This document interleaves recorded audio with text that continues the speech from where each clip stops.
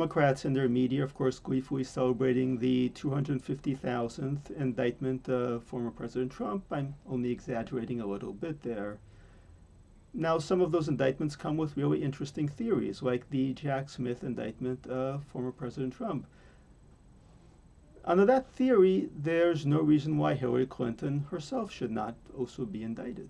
Because if insisting that electors change their votes because of a particular narrative is a conspiracy, a criminal conspiracy at that, then there's no conceivable possible reason why Hillary Clinton, the Clinton campaign, would not be indicted. Because one of the things that we've forgotten about Russiagate, which was the completely spurious false claim that the Russians had somehow changed the outcome of the presidential election, was that when it came time for the electoral college votes, a number of leftist electors tried to promote the idea of faithless electors. They were led by a lady who was actually the daughter of Nancy Pelosi, and they demanded that the intelligence community provide them with a briefing on Russian interference in the presidential election.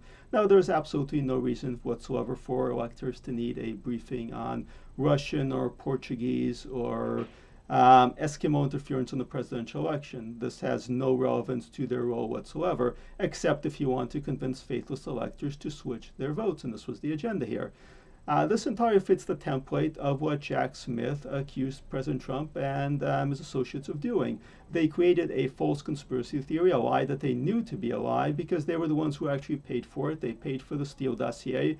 Their campaign paid the firm that was promoting it and that was trying to embed it. And then they turned around and they actually, Podesta, who chaired Hillary Clinton's campaign, came out and said, yes, we absolutely support briefings for electors on the subject of this conspiracy theory that we made up. Of course, he didn't say it that way, but that was the upshot of it. So the Clinton campaign made up a conspiracy theory. They tried to use it to change the outcome of how elections would be tallied. Never mind trying to change the outcome of the election.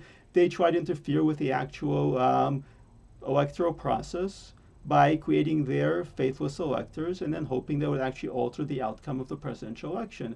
Why isn't Hillary Clinton and her associates, why aren't they being charged? Well, under this entirely novel interpretation of the law that the House Democrat J6 committee came up with, why aren't they being charged? Well, the short answer is that Jack Smith is a Democrat and works for Democrats, and there are two sets of rules.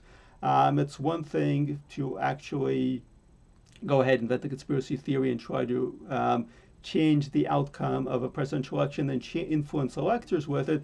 That is perfectly fine as long as you have a very good reason, like the Russians took out some Facebook ads. On the other hand, if you believe that there's been massive voter fraud as a result of unprecedented changes to the way that votes are being cast, well, that is a dangerous conspiracy theory and an attack on democracy, and we cannot have that. Thank you for listening.